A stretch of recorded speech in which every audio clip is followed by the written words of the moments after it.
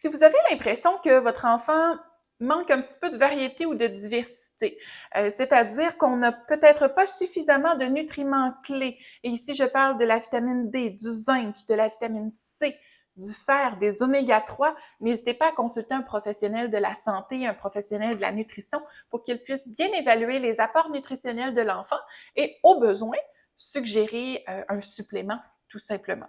Parlant des vitamines et minéraux qui sont bien importants, il y en a certains précis que l'on doit voir ensemble, notamment la vitamine D.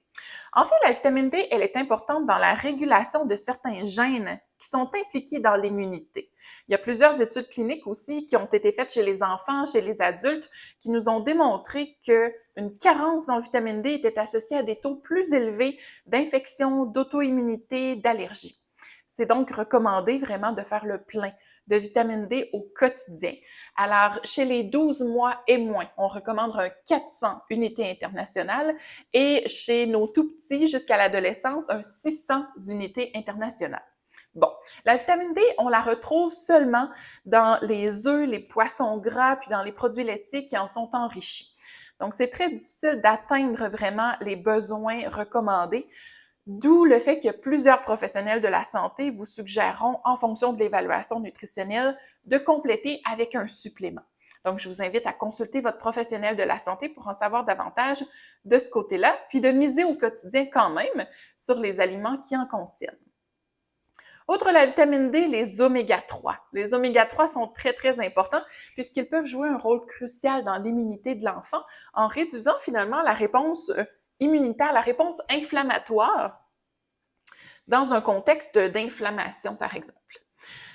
La molécule qui est importante du côté des oméga-3, ce sont les DHA. Puis les DHA, en fait, vont soutenir, oui, l'immunité, mais également le développement cognitif chez l'enfant.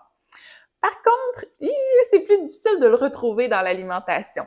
Les sources de DHA sont, par exemple, les poissons gras, le saumon, la truite, la sardine, le maquereau, le hareng. On en retrouve dans certaines huiles telles que l'huile de canola, l'huile de caméline et aussi dans certaines noix et graines, donc les noix de Grenoble, graines de lin, graines de chia, graines de caméline. Donc, parfois, ce sont des aliments qu'on doit introduire justement de façon un petit peu plus camouflée ou bien tel quel en fait auprès des enfants.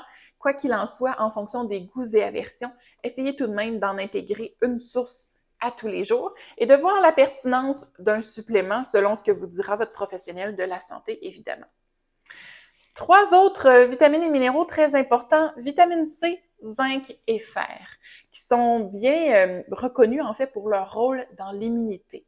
Alors la vitamine C, c'est simple. C pour cru et couleur. Plus vous mangez coloré, plus on est capable d'avoir au centre de la table à la fois des fruits et légumes crus et des fruits et légumes cuits. Eh bien, automatiquement, on fait oui le plein de couleurs, oui le plein d'antioxydants, mais aussi le plein de vitamine C.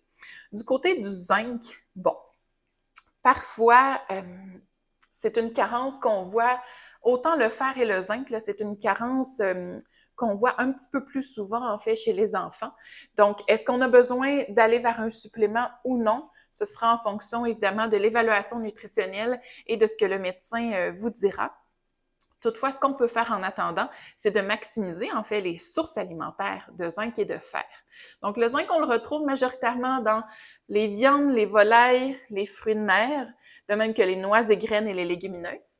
Et du côté du fer, vous allez en retrouver encore une fois beaucoup du côté animal, alors viande, volaille, poisson, du côté végétal dans les légumineuses et les légumes verts. Et en combinant le fer à la vitamine C, on potentialise automatiquement son absorption. Parfois, l'enfant a un apport adéquat en fer, mais présente certains signes et symptômes d'une anémie, donc d'une déficience ou d'une carence en fer. À ce moment-là, c'est important d'aller voir, oui, au niveau, par exemple, de la santé intestinale, mais aussi, est-ce que l'enfant est un grand consommateur de produits laitiers? Parce que quand on en consomme plus de 4 portions par jour, donc un bon buveur de lait, là, par exemple, le calcium contenu dans ces produits-là pourrait nuire à l'absorption du fer. Donc, le juste équilibre sera toujours notre meilleur allié.